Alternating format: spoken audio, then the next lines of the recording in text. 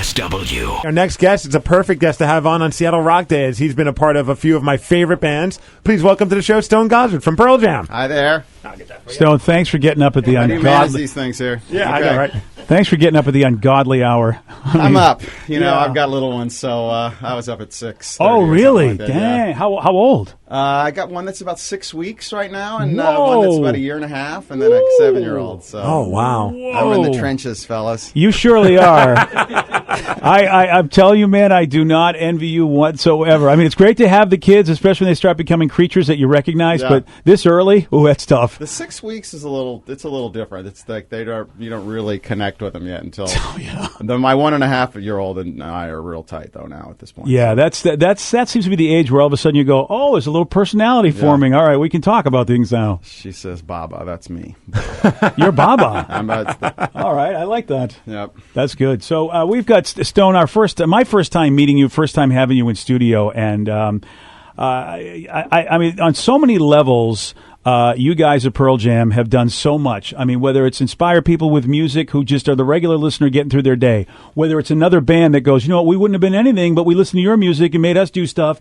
And then, of course, all of the things that people don't know, the foundations, the charities. I mean, I don't know if you sit there and realize it's amazing, but here I am going, geez, that's pretty amazing. I need to be a little bit of a better human being in my own life.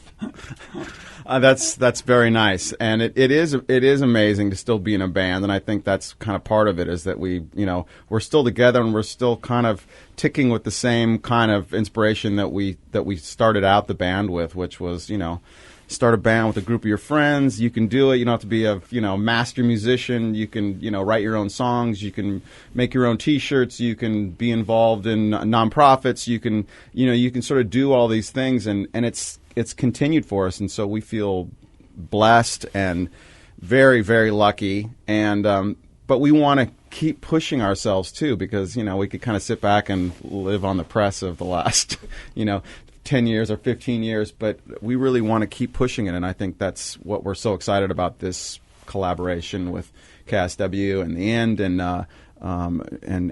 getting even more involved in community stuff here in Seattle and giving more money away. And if you just go do a search for our Pearl Jam Vitalogy Foundation, you'll find the website. You'll see all the cool things that you guys are helping out in the area. We've got all the info on KSW.com, where it just gives you all the great details of what's going on with the Vitalogy Foundation, which you're obviously a huge part of. I mean, is it cool to be able to transition from a guy that's playing rock music, early days of doing all that kind of stuff of jamming with your band, and then having like a social and a community imprint, not only here in the Northwest, but across the country, just doing some great charitable stuff. It's got to be a pretty awesome feeling to know that you could transition from, making music to helping people. When you're in a band and you're successful, you have a little bit more free time, especially if you don't have kids. So this is one of the kind of things you take your free time and you say, look, I've been so lucky and I've been so fortunate, and then it's easy for us as a band to agree upon giving money away. That's something that we all go, okay, well, we should help this person. Probably a harder time figuring out what bridge to create on a song than what charity. Yeah, that's right. We'll with. argue for days about an arrangement, but we won't.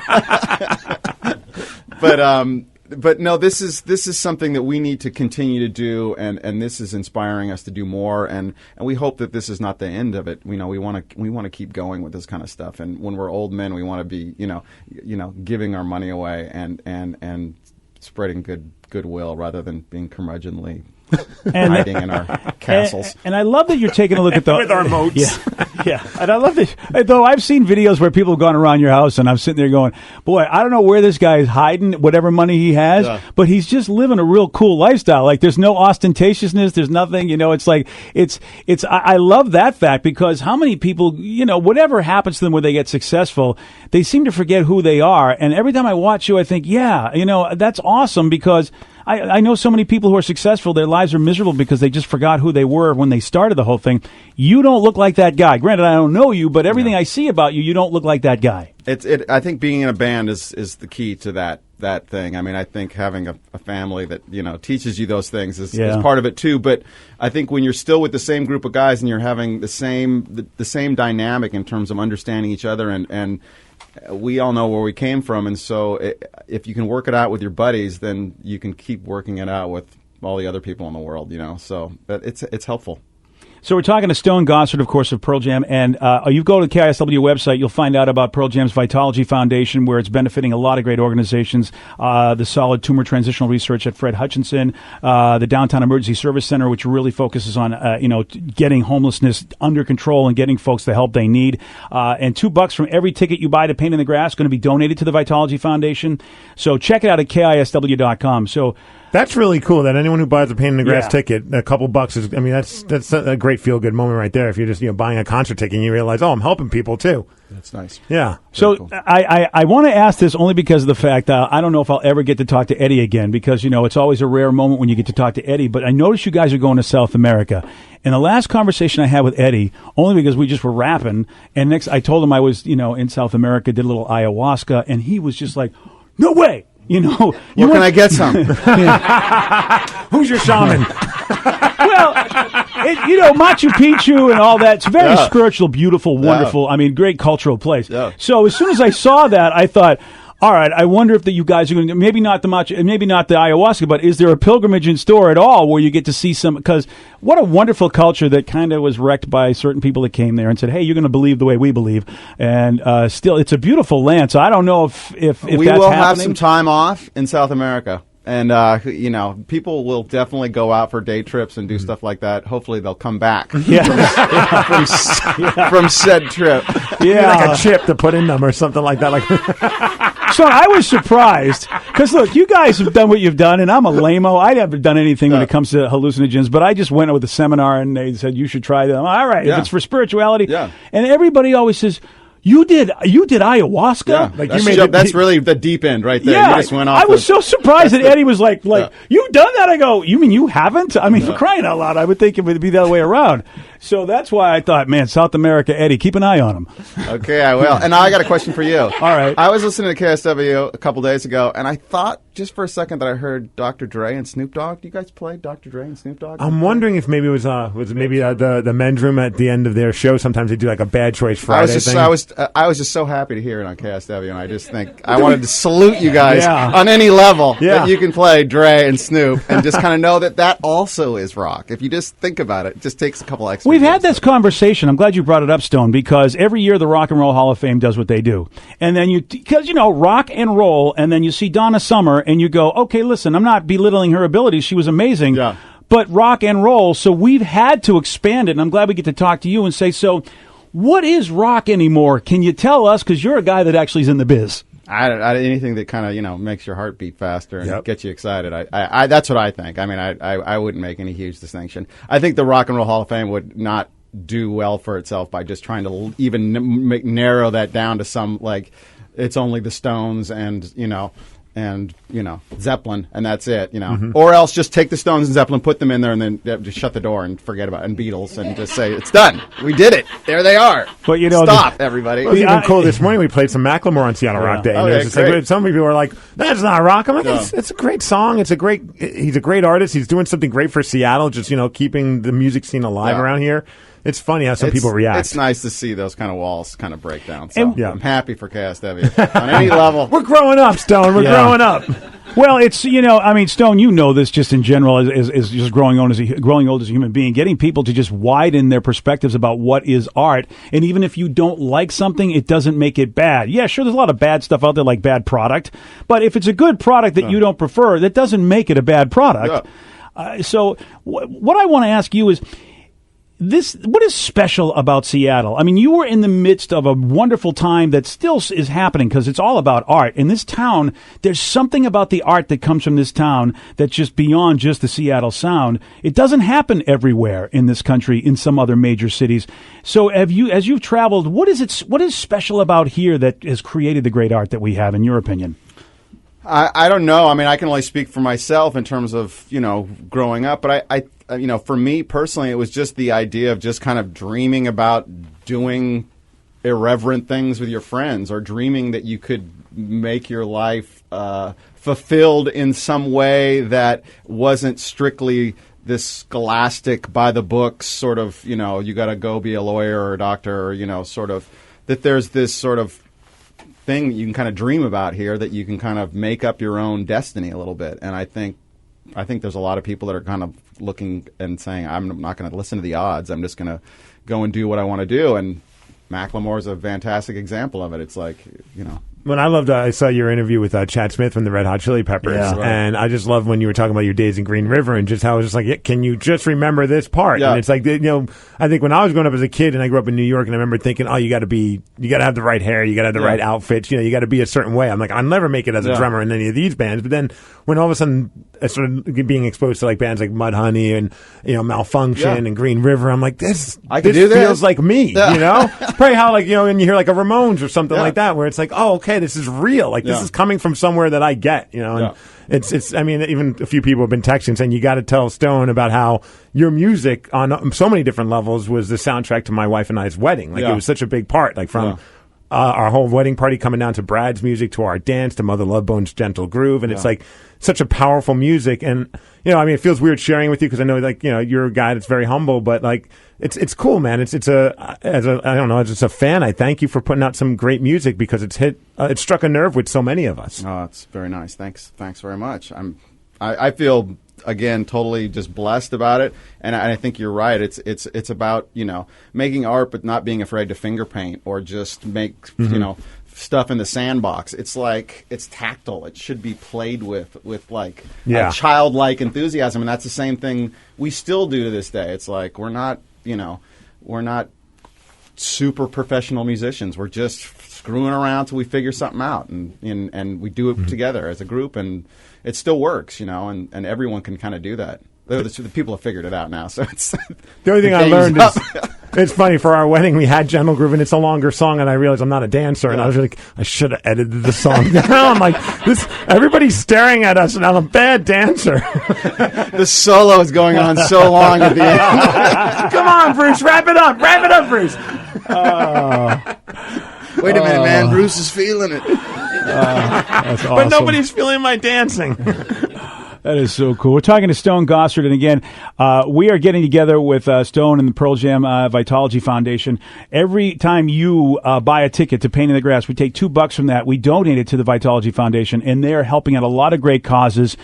Fred Hutch, as well as the Downtown Emergency Service Center. If you just check out KISW.com, you'll see all the good stuff going on. Just a real cool, big way that Pearl Jam is giving back, and it's almost unnoticed, but it's like a huge machine that's happening, that they're just doing a lot of great work and not looking for a lot of great press to do it, which is really how things really get done in a good way.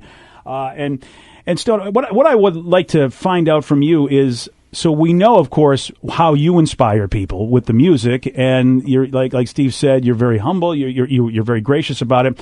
What inspires you? Because there's outside of your own industry. The interview you did with Chad, how you said you were just you saw the Chili Peppers perform, and you were just like, whoa, when you first saw those guys perform. Outside of music, is there anything where you go, man, this is what makes me want to be creative and keeps me going, and it's not such a drudgery to do whatever because you just get inspired by something else? Is there something outside of your business? Right now, probably it's my kids and being just domestic with my family and just getting so much loving feedback in such a small and really contained way that just feels as good as playing in front of big crowds or anything like that. I read a lot, so I'm at Elliott Bay Bookstore probably once every 2 weeks picking up new books. So I get probably 25 minutes a night where kids are in bed. My wife's still got the light on. The littlest one's just about to go down. I'm just like, okay, I'm going to read. Downtime. And writing songs still, for me, just still making up, writing arrangements, fiddling around in the it's like Chitty Chitty Bang Bang or something. Love that. First of all, thanks for that reference. You and I might be the only ones that get it. I love that reference. Thank you. That same childhood dreaming of maybe if I just fiddle with this a little bit more, or just do this, maybe there's something. I'm telling you right now, I think a lot of us in our generation watched Chitty Chitty Bang Bang and said, "Man, I want that to be my life." Yeah, totally. Everybody wanted Dick Van Dyke as the dad, and I just wanted to be in that car. Come on, man! Because I just watched it over Thanksgiving. Yeah. And man, my wife gives me such a hard time because I have a tear come to my eye when it looks like they're going to go off the cliff and the car flies. Because, you've seen the car float, but you don't know the car is going to fly. Spoiler alert, unless they show you the previews. But, and so. Are you sure this wasn't an ayahuasca trip that you were a part of again? Well, it's very possible. The Dick Van Dyke, the year before that movie came out, he did Mary Poppins, and he had the English accent, which was now voted as the worst English accent in the history of all movies. And then he did he did Chitty Chitty Bang Bang the next year, and he's in England clearly, but he doesn't even have an accent. They're just like, you're American. That's awesome. He got in his head. He's like, I can't do it, man. You think Kevin Costner would have given him a call before Robin Hood said, hey, how did it go for you when you tried? Don't do it, Kevin. Don't try the accent. They're going to kill you for it. Oh, man. Oh, that's fantastic. I love the kid angle. And the other thing, Stone, is the culture angle. Because watching that interview with you and Chad from the Red Hot Chili Peppers, it is obvious you guys come from different places. And you bring up the fact that you love to read. That is such a Pacific Northwest thing. There's no doubt about it. I come from Massachusetts, and we like to think we got a lot of bright people there. But even in Massachusetts, with all the colleges and everything in the Boston area, people don't read as much as the Pacific Northwest. They just don't, according to studies. So I find that it's like that may be what affects music too. Just the regional culture of where you're from, what's important to you. Just that interview with you and Chad, you could tell you guys come from different places, even though you're friends. Yeah. And have you seen that where you go, I don't think we ever could make that kind of music because we just didn't grow up in that kind of life? Yeah. I mean, Kingston, Jamaica, we're never going to be reggae. and when you see a great reggae band playing and you look at the way, how the bass plays with the drums and the guitar plays against it, it's just everything is completely flipped over in a way that makes you kind of go, wow, that's just amazing how when things are isolated and they just have a chance to develop on their own, they take on a character that's unique to where they're at. What is the fine line? Because there are bands and artists that do wish they were whatever and try it.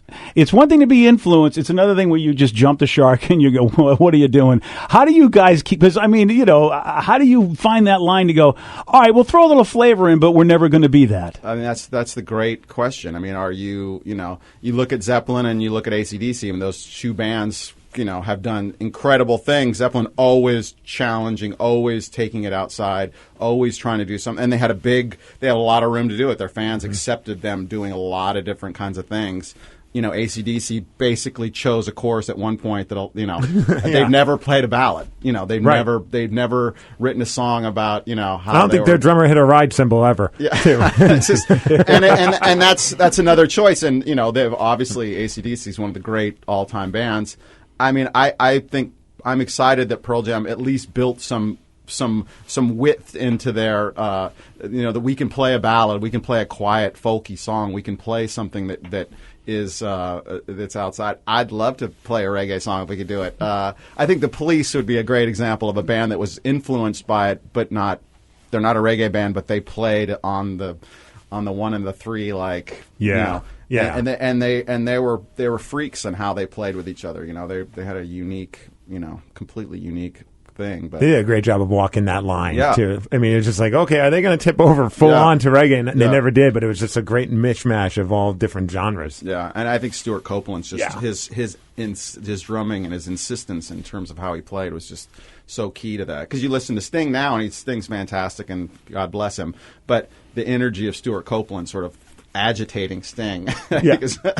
And drumming is such an important. I mean, it makes or breaks bands. And I love watching you guys with Matt behind the kit. It's just such a. When you first got him as part of the band, was it just like, oh man, this is awesome? We got Matt Cameron. Just, I mean, he's a monster. When we're playing live in the arena, it's like all eyes are on him. And in a way, I mean, a lot of eyes are on Eddie, but the drums, you can see what he's doing, and you can see his precision, and you're just like, wow. Mike's got a section going on too. He's got like people love Mike. It's a crazy crew. I'm like, there's just one little section bouncing like crazy, and I'm like, oh, Mike's cheering them on to do it. It's he's so much fun to watch. Picks, yes, that's true. A texter just wanted to know any plans of some new Brad music. We probably have a few songs tucked away that we haven't released yet. We don't have any plans at this point, but there'll be some more Brad at some point. I was at that Showbox show where at the end you guys all went up and did a Mother Love Bone. Oh yeah, was that a fun experience to be able to do those songs again? Yeah, that was wonderful to play with Bruce and Greg and to play those songs. And I feel pretty good about our performance on that. That was great. That was fun to do. And sure. Sean sounded awesome. Yeah. Well, Stone, again, a big thanks for you to come out and hang with us for a little bit. And, of course, thanks for everything you guys do on and off the vinyl. And Pearl Jam's Vitalogy Foundation is amazing, and your Pain in the Grass ticket sales are going to help out with that. All the info about what they do, how you can help, just go to KISW.com. We'll have links to the Vitalogy Foundation page, and you can see all the great local stuff that they're doing. And if you want to tweet Stone, pretty simple. It's just at S. Goddard, and of course, Gossard. What's that? Gossard, yeah, hello. At S. Gossard, and it's simple, man. Again, Stone, thanks so much for coming in and for giving us what you've given us over the years, man. Thank you so much for having me. The BJ Shea Morning Experience on 99.9 KISW.